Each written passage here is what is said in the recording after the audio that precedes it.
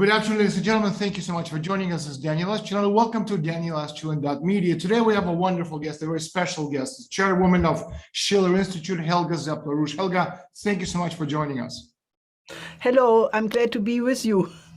You said it yourself the other day that rising tensions between Russia, the United States, and China, and also obviously the United States and China themselves, all thermonuclear powers can provoke the unthinkable.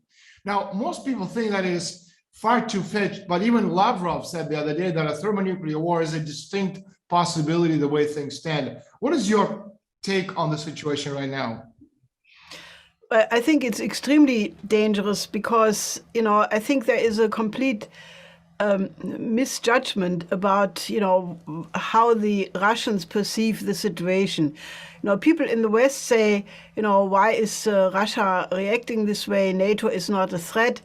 But the reality is, if you look at the prehistory, nowadays you can't even say that there is a prehistory because the demonization of Putin is so absolute. And, in Germany, for example, or in the United States, there is a complete anti-Russian hysteria.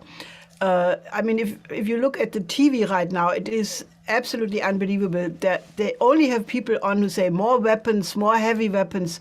Today in Ramstein, which is the US base in Rhineland-Pfalz, Rhineland-Palatia, 40 nations are being hosted by Secretary of Defense Austin.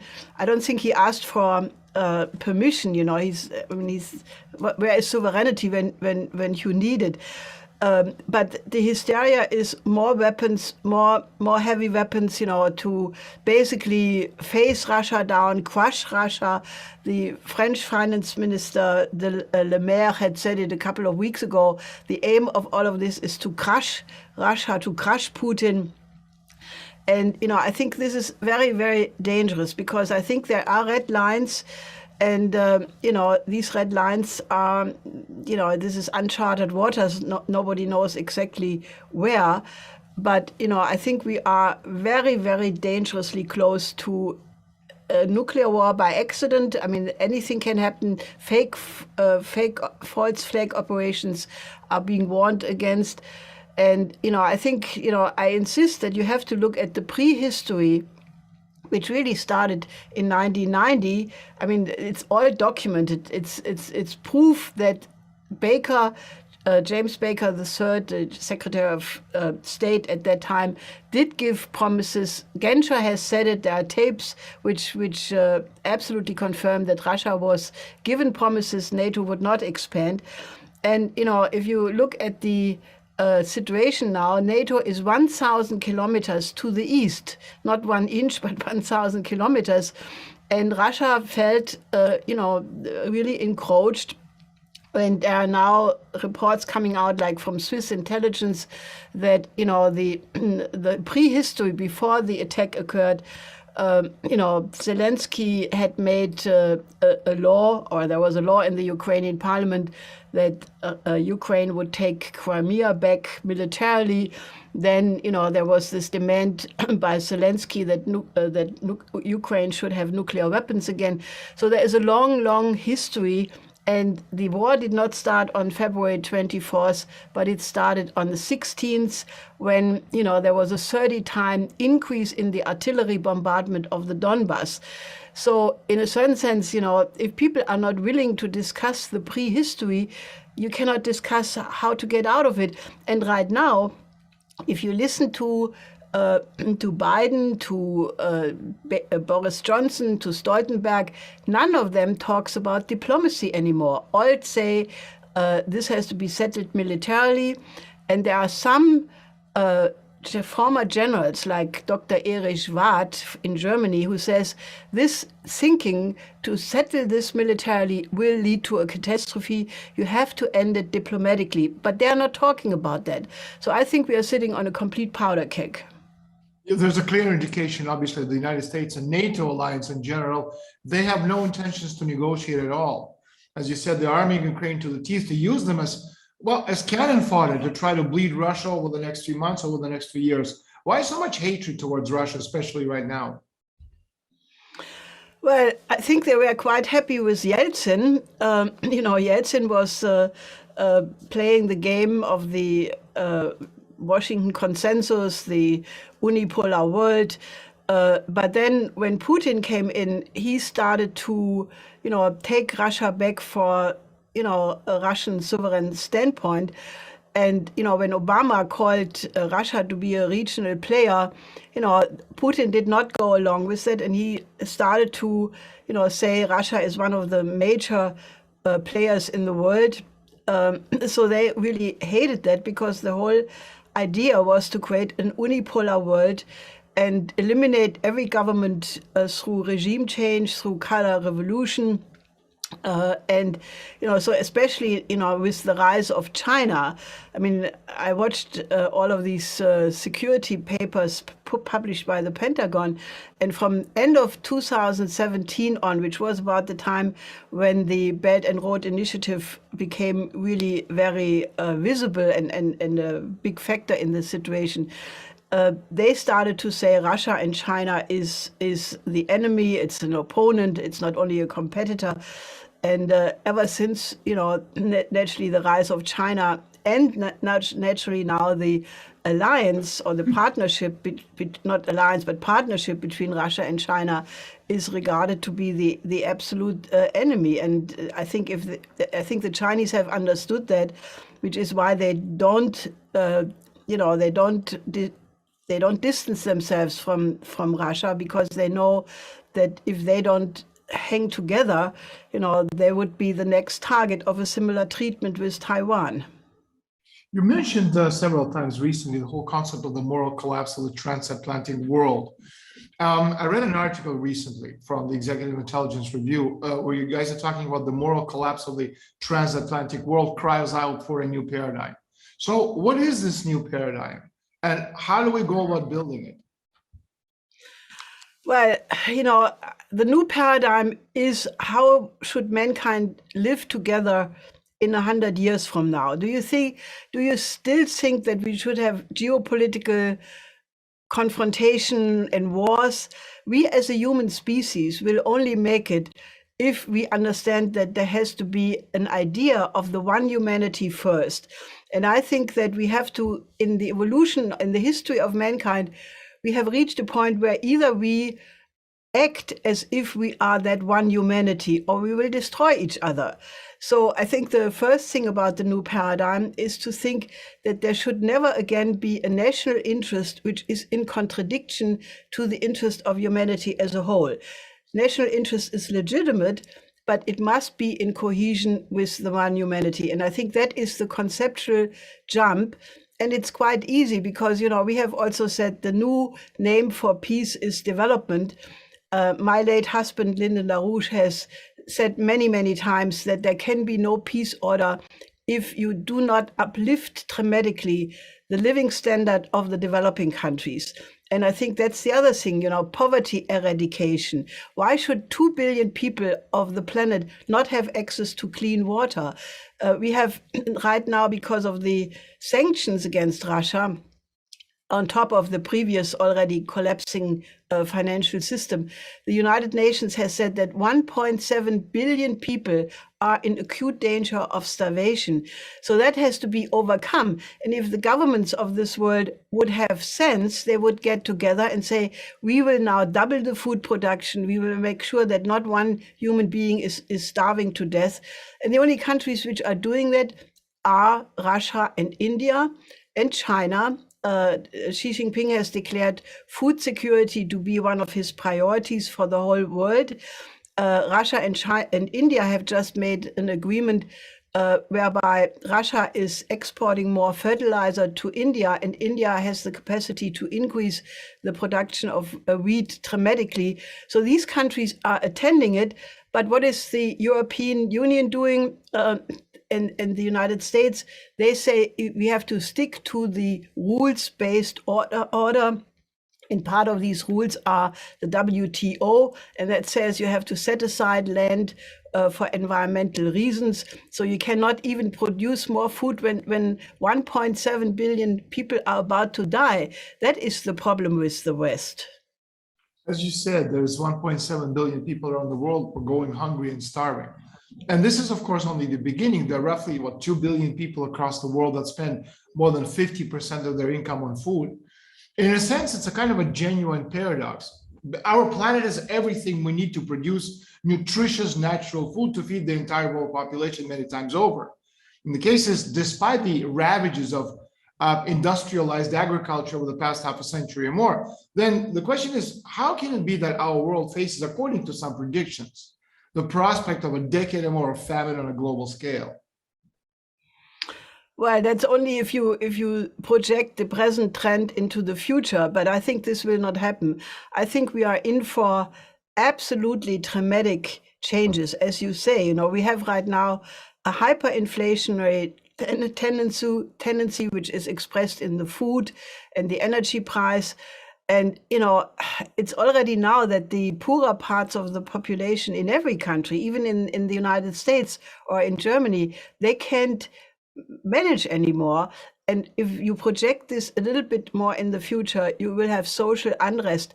Look at Lebanon. There are long chains in front of the bakeries. Look at Egypt. There are many countries which are already now on the verge of a social catastrophe. And that all requires a complete change in the paradigm. And if the West is not morally fit to go along, short of nuclear war, I think that there will be a new world economic order around the Belt and Road Initiative. Many countries like the BRICS countries, the Shanghai Cooperation countries, the Eurasian Economic Union, they are now getting together and say we have to go for an alternative system because there is no other way. The West is trying to exclude Russia, and I don't think this will function. You saw that many countries of the developing countries are not agreeing to isolate Russia. So we are heading for potentially a complete decoupling of the transatlantic world from the rest of the world. And that obviously implies incredible dangers. And this is why the Schiller Institute is trying to, find people in the United States and in Europe who say, no, we have to have a different approach. We have to have a cooperation and replace confrontation with cooperation. Food policy is obviously a global supranational concern. And back in 1971, if I'm not mistaken, your husband, LaRouche, said that if the International Monetary Fund would continue their policy of monetarist austerity, you would see practically pandemic eruption. That's what we're seeing right now. You would see mass genocide, what we're seeing right now. And the condition of the developing countries, for the most part, is the result of first a colonial policy and also continuation of that policy by the International Monetary Fund, World Bank, et cetera, and also the leading, obviously, financial institutions in the world. It's kind of a cold-blooded policy to keep the markets happy, and the governments have long become the servants of these financial institutions. But the question everyone is asking is, who's pushing these depopulation agenda? Well, it's on the one side, very concretely, the cartels. Look at the food cartels. I mean, there are about 5 or 6 major food cartels who control everything from the seeds. They control who gets the seeds, who get what seeds, to the planting, to the harvest, to the food processing. So that's a big factor. Then naturally the big banks, the insurance companies. It's what you could call the financial oligarchy of the City of London and Wall Street and Silicon Valley. And these people have undergone their own paradigm shift. Somewhere between the 60s and the 70s, they shifted completely to a system of profit making. And this is what my late husband, absolutely like a prophet, really recognized. He said in 71, when this shift occurred, when Nixon decoupled the dollar from the gold and lifted the fixed exchange rates to replace them with floating exchange rates, he said that effort, if you would continue on that road, would lead to the danger of a new fascism and the danger of a new world war. And that's exactly 50 years later where we are today. And these forces, they are determined to keep their bubble going, but I don't think it will function. I think this is coming to an end. The hyperinflation which you see right now, people say this will only be temporary. This is ridiculous. You have such a totally overblown, indebted system that they cannot even raise the interest rate, which some would like to do because of the inflation, because even the tiniest increase in the interest rate implies the danger of a complete blowout of the system, including of the emerging countries, and it has reached. So what we are looking at is a potential hyperinflationary blowout, like it happened in Germany in 1923, except this time it's not in one country, but it's in the whole transatlantic sector. And only those countries who have a sort of protection, not total convertibility of their currency and capital controls, these are protected. And this is why, there is right now such a very intensive discussion among some of these blocs, which I mentioned before, the BRICS, the SCO, the Eurasian Economic Union, how to protect your currency and your economy against such a blowout. One of the things that came across on your pages, the Schiller Institute and Executive Intelligence Review, is the concept of coincidence of opposites.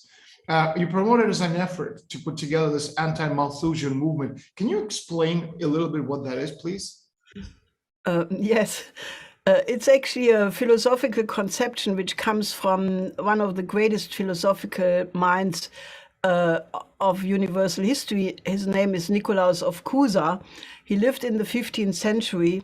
He's the father of the modern sovereign nation state. He's the father of modern science. And he developed this conception that the human mind is capable of thinking the one which is of a higher power than the many. This is a very profound philosophical conception which naturally came out of his theological reflections, but it is applicable to everything, because the human mind is creative and you can always think the one which is higher than the level on which the conflicts arise. Now, that is a conception which was, in my view, developed in the Peace of Westphalia, where after 150 years of religious war, the warring parties came to the conclusion that a continuation of the war would leave nobody left alive. So they decided to sit together and agree on principles, which was the beginning of international law. The first principle was, for the interest of peace, you have to, from now on, take care of the interest of the other. And also, for the sake of peace, you have to put foreign policy on the basis of love. So these were very important conceptions, and they came from this idea that you have to think about the one humanity first. And you can also apply the same concept today, because if you are not capable of recognizing that there is a higher interest uniting all nations on this planet, then you are falling into the trap of geopolitics. So it's a very fruitful philosophical conception, which I can only, suggest that people study. Let's talk a little about your upcoming Schiller Institute conference. Now, you had one on April 9th, if I'm not mistaken, on a new international security and development architecture. We had many important speakers, amongst them Antonov, a Russian representative for the United Nations, if I'm not mistaken, was one of them. So what will be discussed in the upcoming May 7th Schiller Institute conference? Well, essentially, it will be a continuation of the last one, because what we have initiated is this idea that you have to have an international security architecture which includes the interest of every single nation, which is why we had, in the last conference, we had speakers from Russia, the United States, Europe, India, South Africa, Latin America. And it's the idea that if we as a humanity cannot come together and decide on principles which guarantee the survival of all of us, then we are no better than some wild animals, even so wild animals are not as mean as some people sometimes behave. So this was a very productive conference, and we have this idea that you have to put the international security architecture on the basis of common development. So it's an international security and development architecture, because once you have an agreement for the development of all nations, Africa, Latin America, Asia, the poorer parts of Europe and the United States, then that common interest can be the basis for a common security architecture. So what the next conference is addressing mainly is young people. Because if you put yourselves in the shoes of a young person, let's say in Germany or France, Italy, the United States, it's not like looking like a bright future. I mean, you're looking at World War III, you're looking at a collapsing economy, a collapsing financial system, world starvation, a pandemic which is not yet under control. So, this is a conference which is supposed to, form a partnership of young people from all over the world to fight for a better future, because the future, belongs to the young people, and they are not being asked right now, is it really their interest that the world should go up in a thermonuclear mushroom followed by a nuclear winter? So, also young people should have a say what is their future. There are so exciting developments taking place. For example, we are on the verge of getting thermonuclear fusion energy. I mean, that is incredible, because once we have commercial thermonuclear fusion, we have energy security and raw material security on the planet. Then, also space travel will be much enhanced, because you have a different fuel for space travel. The whole idea of cooperation in space, moon villages, eventually build a city on Mars. All of these are things which excite young people, because that is where humanity can go, provided we get out of this present crisis. So that is what this conference will address, and I think we will have many young people from all 5 continents. Now, if I'm not mistaken, the youth conference is on May the 7th and the Schiller conference on May the 8th, or are they both on the same day? No, this time it's only the May 7th for the youth, and soon we will have another Schiller conference along the same lines, also discussing these issues, but it will be only May the 7th. Now, I remember back in 2003, Lyndon LaRouche, he explained that only the creation of a youth movement based upon an understanding of fundamental principles, such as the distinction that makes man different from the beast, and that is committed to fight for policies based on those principles, will have the staying power to prevent a slide back into the crisis and chaos. My question is, how do we help our youth to find within themselves this divine spark of reason? Well, I think, my own experience is that if a young person meets at least one person, it can be a teacher, a parent, a professor, some other relevant person, who somehow gets the spark of creativity in that person going, then there is a chance. The problem is that many people, they become adults and they get old and they die, and they never had the experience of what it really means to be creative, to write a poem, a good poem, or to write, make some discovery in fundamental physics or biology, or discover something else.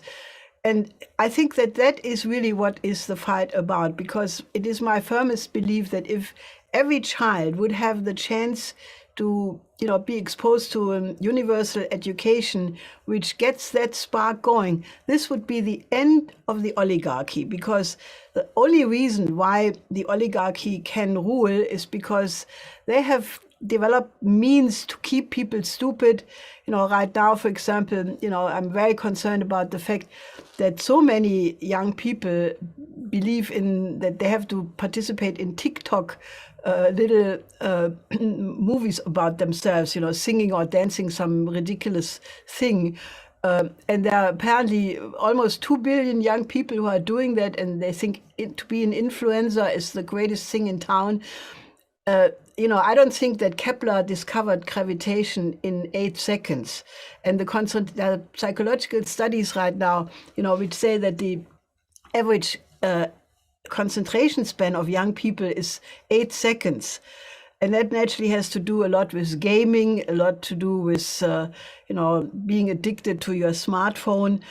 And, you know, I think that the real challenge is that people recognize that this all can become an addiction. You know, for example, the fact that you have a verb which says to Google, you know, rather than studying and discovering truth by reading books and really going into the depths of a subject, people say, oh, I have to Google that. And then they print out some ridiculous, you know, sheet, and they think that that is a discovery.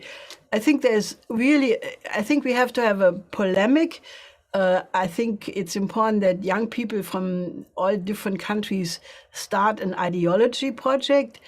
This is what my late husband, you know, encouraged young people in many countries to do, because you have to become aware of your own ideology.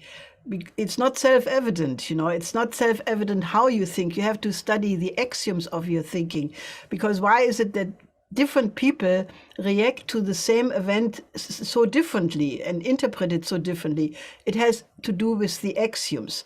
And people have to develop a self-conscience. And, you know, when you have that and improve it and study and become, you know, a universally educated person, you are free. And this internal freedom, you know, that is what counts.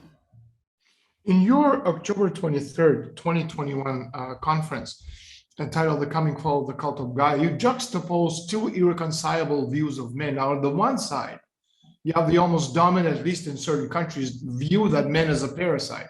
The man burdens nature, that he has a CO2 footprint, which makes him trouble for Mother Earth, and therefore he endangers the planet. That's one side, one view of man. What is the other view of man? Well, the other view of man is that the human mind is in complete cohesion, or the laws of the human mind are in complete cohesion with the laws of the physical universe. Now, that can be proven because, you know, again and again, humanity was able to produce ideas. And, you know, you cannot weigh an idea, you cannot measure it. It's an immaterial thing produced by creative reason. But if this idea is adequate, it discovers a universal physical principle. And if you apply that, you call that scientific and technological progress. And if you apply that technological progress in the production process, it leads to an increase of productivity, of the labor, of the productive forces. And then you increase the living standard, the longevity, the number of people who can be maintained. My husband called this the relative potential population density. And the fact that an immaterial idea can change the material condition for now almost 8 billion people is the proof that there must be a cohesion between what the mind thinks and, you know, the physical laws of the universe. And I think this is a very exciting idea because, you know, that is really what differentiates us from all other living beings, at least those we know about. It can be that we discover some other species, you know. I mean, now with the James Webb telescope, we probably can discover things we don't even know the question for yet, including, you know, what was before the Big Bang. I believe that the universe existed before the Big Bang, and soon we will know about it because the James Webb telescope will show us the pictures going back to the supposed origin of the universe. And then the question is, what was there before? In any case, these are all extremely exciting questions. But this image of man, what I think is the real one, or what the true nature of man is, that man is limitless perfectible. his intellect is limitless, perfectible, and even the beauty of his character is limitless, perfectible. Most people are so concerned about their body. They go to the fitness club. I've seen men who make these exercises. Say you have to do it like this so that your muscle develops here and not there, and it's ridiculous. It's okay, they can do whatever they want. But if they would pay the same attention to developing their mind, we would be much better off. As the species. Why is it so few people? I mean, there's so much stuff going on right now in the world, but why is it that so few people are aware of the acute danger in which we, the people, civilization finds itself in? Well, it's because, most people are intimidated by the oligarchy.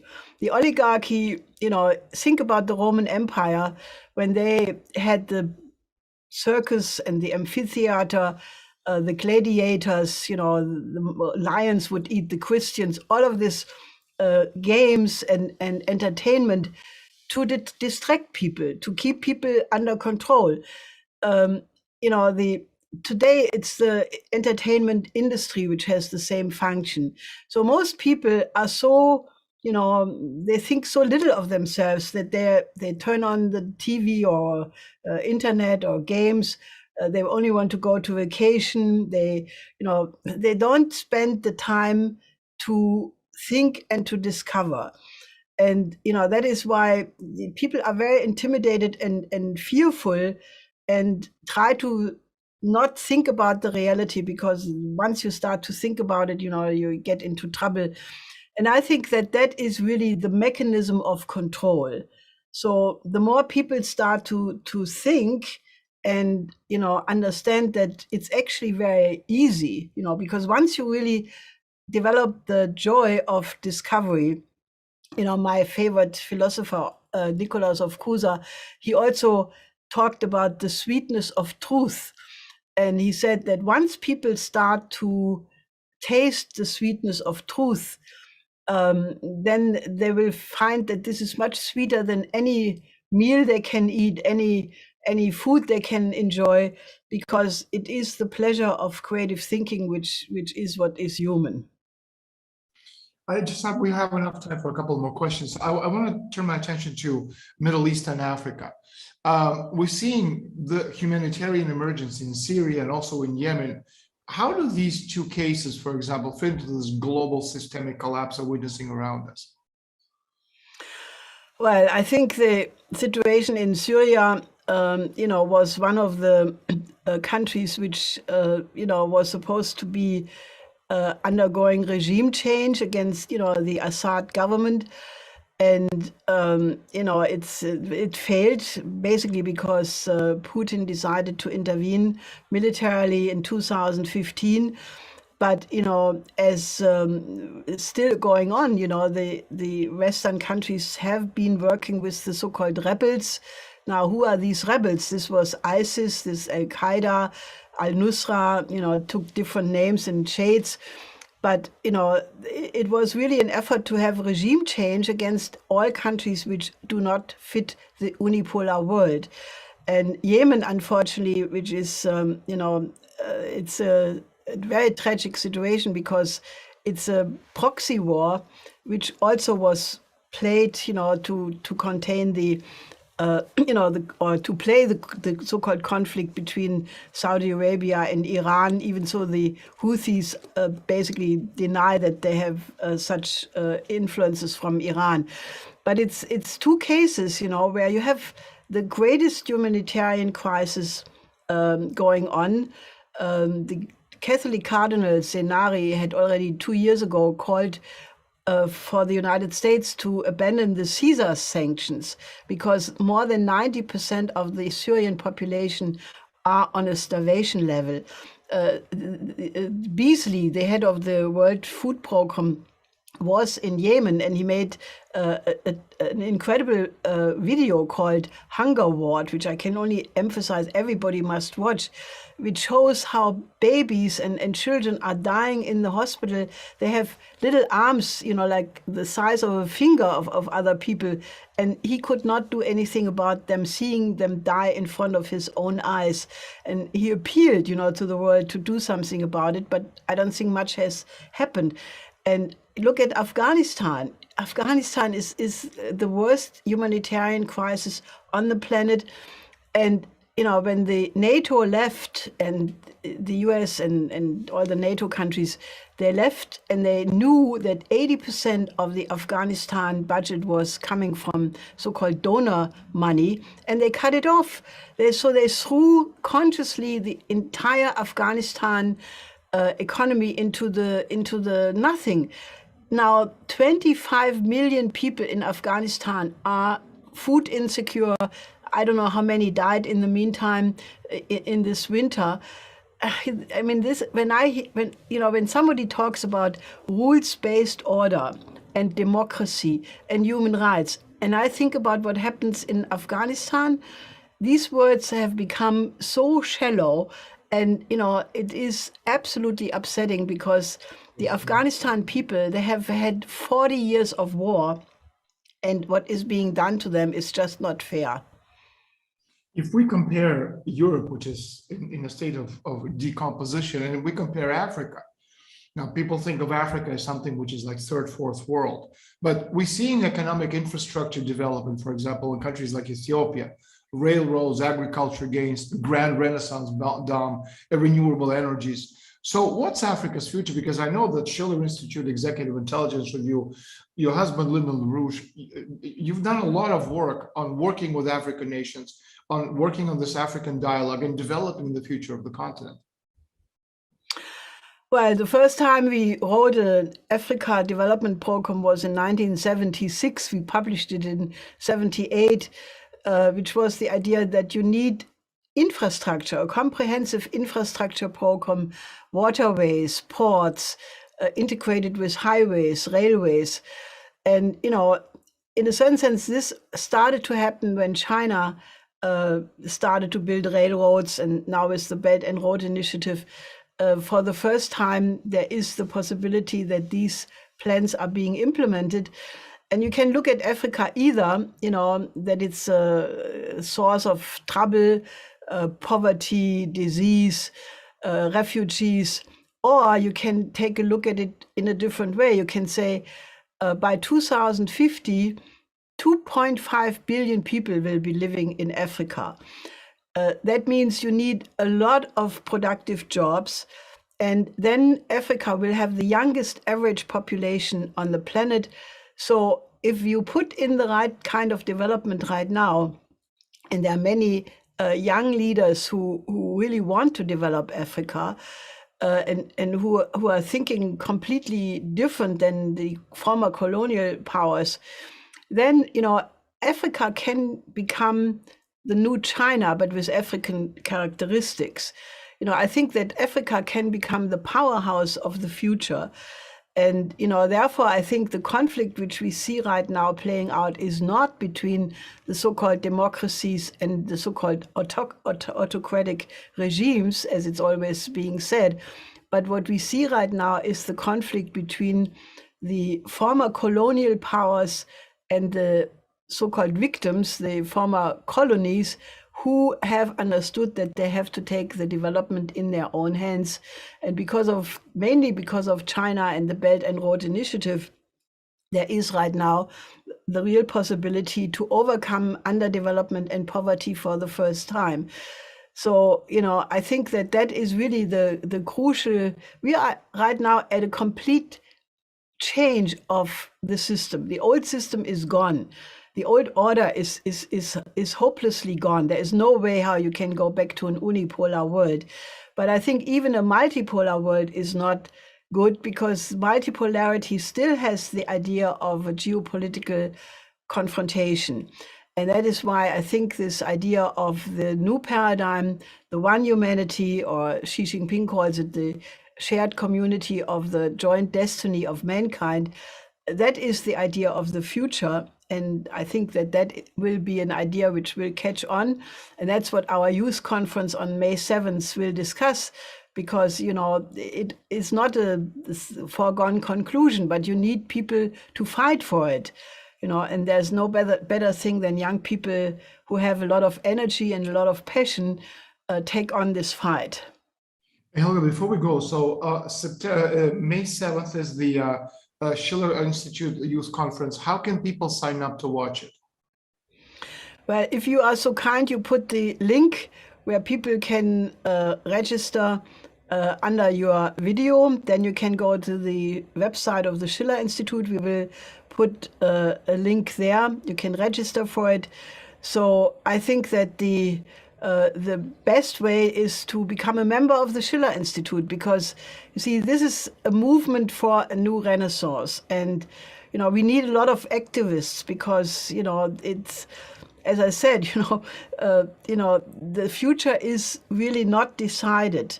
And I think you have periods, you know, where for a long time things are stable and one cannot do a lot because, you know, the powers to be have everything arranged. But then comes what I call the star hours of history, you know, like 1989, when the wall came down in Germany. That was such a star hour, and it was lost, you know, because there was a geopolitical manipulation which ruined it. We have written a book about it, and we have made movies about it. So if you are interested, you can access those. But now we are in one of those moments, you know, where everything is completely open, and the chance to create a totally different future is there. So that's why you should join us and become a member. Helga, thank you so much for joining us. Helga Zepp, LaRouche, chairwoman of Schiller Institute from Germany. Thanks so much again for being with us. Well, thank you for your time and having me. Take care.